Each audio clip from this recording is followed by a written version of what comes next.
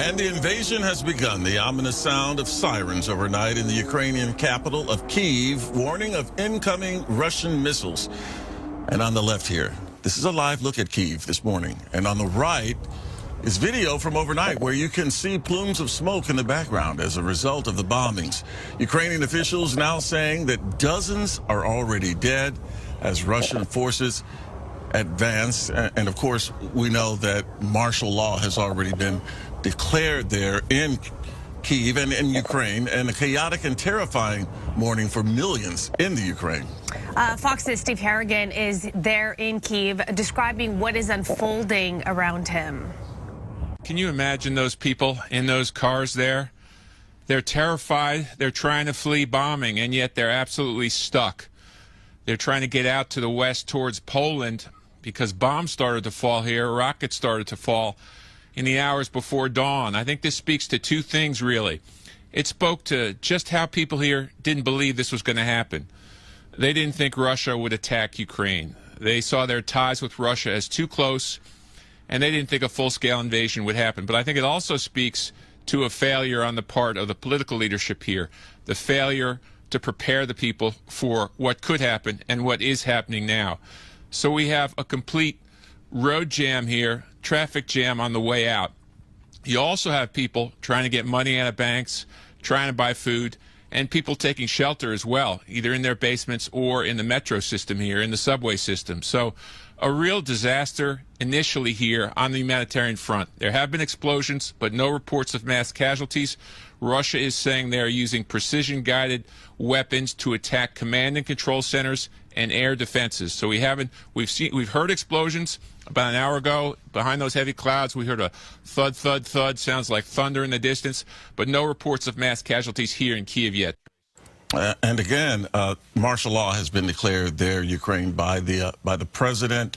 The president asking people there in Ukraine not to panic. I don't know how you don't. That's how you woke up. How you not panic in a situation. They were asleep and they woke up to the sounds of the sirens. The sirens, yeah. and the bombs. And the bombs, and you saw people, as Steve pointed out, trying to flee to get out. There was a massive traffic jam. And then those who didn't get out, I was listening to a report this morning, a priest in a bomb shelter with many people saying that a lot of people have flocked to churches and they are just praying at this point, and they don't really know what else to do.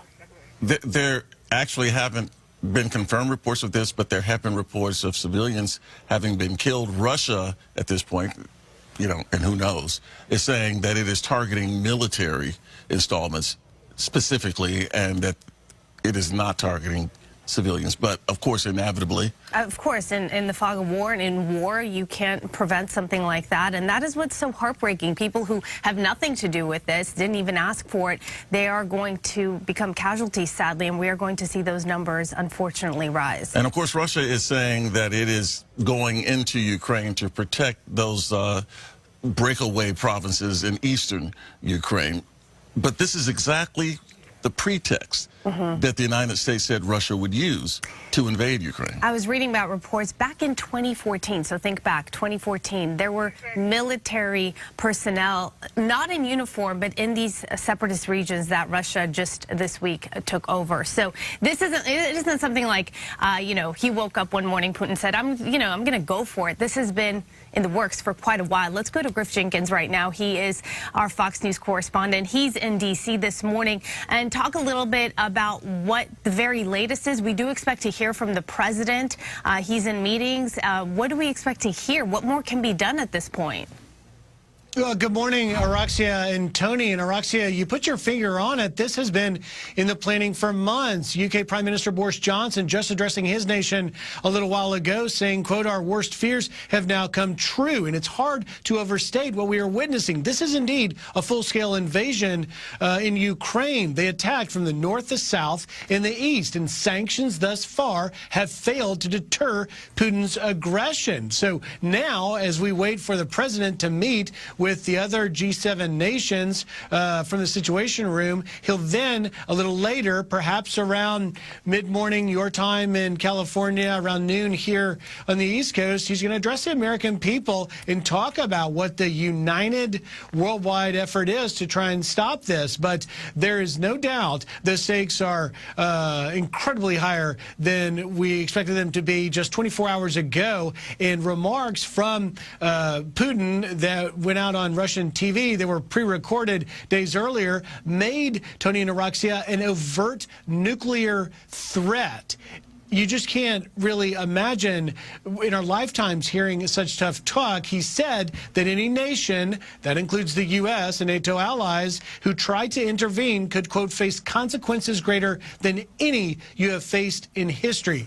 Chilling words as we wake up to these images on our TV coming out of Ukraine. Well, and Griff, obviously, you know, people are wondering, well, what will deter Vladimir Putin? Imposing sanctions doesn't seem to be working, and they may impose more sanctions, but to some degree, since Putin has been preparing for this, he has sort of insulated Russia by accumulating this massive fortune in Russia from these sanctions. And Tony, experts point to the fact that Putin may have gotten a little bit of a lesson in how to handle such sanctions because they were put on him in 2014 when he invaded Crimea. So this is something that he is used to. Now you are hearing this unified global effort, the EU, European Union, overnight saying they're going to put together the harshest package of sanctions that they've ever considered. But the question is, how exactly will that stop? That is yet to be determined, and we'll see what the president has to say about it. And meanwhile, we should also point out to our viewers from California to the East Coast that Americans are going to start seeing and feeling the impact very quickly with the rising gas prices. Russia exports 12% of the world's oil, and that is indeed going to be the first place that we start to notice it here at home.